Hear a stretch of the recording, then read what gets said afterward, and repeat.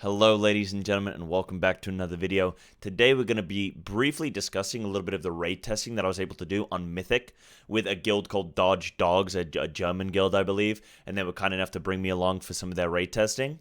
So before I jump into this though, I did just want to briefly mention my Twitch channel, twitch.tv/cyberslat. If you guys want to check out some more content, you want to see me doing Mythic raid testing live, you want to be seeing me doing even LFR or doing Mythic Plus, testing the different covenants and all that kind of stuff, discussing Feral and what's going on there. And even I'm looking to maybe ult a Windwalker, an enhancement, and maybe potentially a Rogue as well. So if you are interested in any of that content, then come check me out.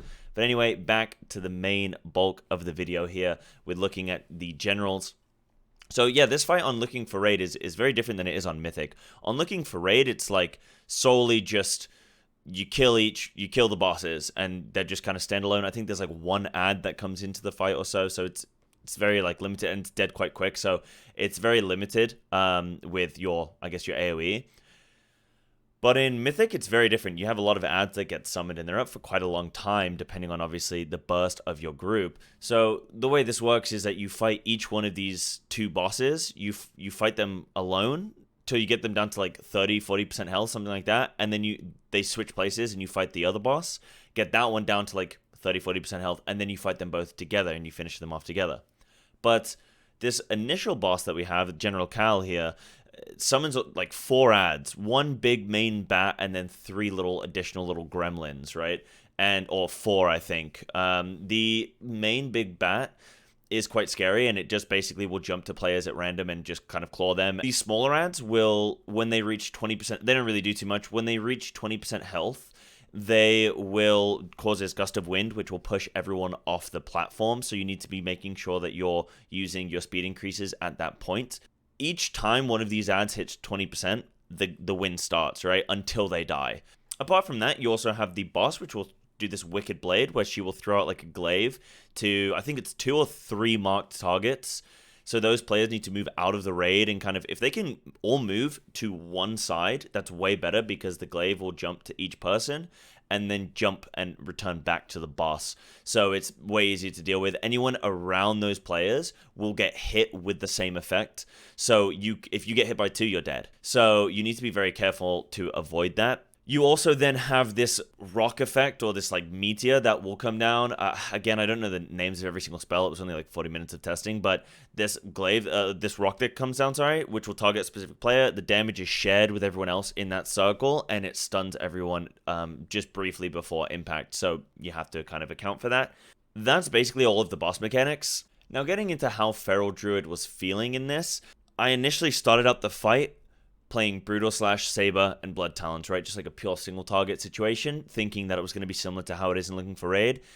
Because of these additional ads and them being up so long, I feel like the better play is to go Predator, Primal Wrath, and then either MOC or Blood Talons, I feel like, is the play. Soul of the Forest is, I mean, I'd say it's pretty much locked in. Like, this is a very long fight as well. It's not like something you incon and burst down, or Feral Frenzy or anything like that. So yes, you can opt for more burst with those talents, but really it's a long fight. I wouldn't recommend it. I would go more so in like an AoE general Mythic Plus type build. I was only able to test this fight with 1 Covenant because the game. So I was playing Night Fae, and initially my soulbinds weren't working at all. My conduits would just, like, I didn't even have a soulbind. It wasn't like my conduits weren't working, like none of it was working. Luckily I was able to somehow fix it by going onto the soulbind panel. Regardless, it fixed, and I was able to play with it. I found that I used Cat Curio, and I used Apex Predator as my legendaries, and I found that both were pretty decent. I felt Cat Curio was better when playing with Blood Talons, and that Apex Predator was better when playing with MOC. I found that MOC was a pretty solid choice to play with, because there are only 5 ads, or like there are only 4 ads plus boss, so you're never punished for the AoE cap on swipe. So that's pretty good. The only problem is that like MOC is a little bit weaker, because we don't have wild flesh rending, we don't have like anything to benefit our combo point generators. So MOC does kind of, it's a little bit lackluster in that sense. I mean, if I was actually progressing this, I probably would end up playing Blood Talons just with more practice on it. It's just MOC for a test felt pretty good just to test with, because it's quite basic, right? So I think in general, like, the longer this fight went on, the better I did, right? Feral is very consistent in its damage. We don't really have any big cooldowns. I mean, Berserk is pretty strong now, but even so, it's very consistent damage. So I felt the longer this fight went on, the more I would have equalized with the other DPS in this group. Depending on the pull, I was able to finish in the top 4. A lot of the time, like for the times when the fight actually went on long enough, I was able to finish in like top 4. But that could be due to when people's cooldowns and stuff come up. So in general, it was a pretty decent fight. Like we didn't get too far into it. We only got it down to like 50 or so, 60% health or whatnot. I do feel, all in all, like Feral was good in this fight because we were able to provide Stampeding Roar.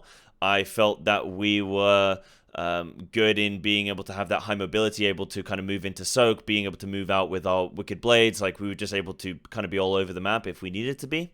Defensively, very strong. You know, we can stack into the Meteor, and we can have a bark skin, you know, just a minor little cooldown, and save our survival instincts for something more important, say getting targeted by the bigger bat or something like that. Stampeding Roar, like I say, was pretty good. Having Soul Shape was nice if I needed to jump, if the gusts were quite strong.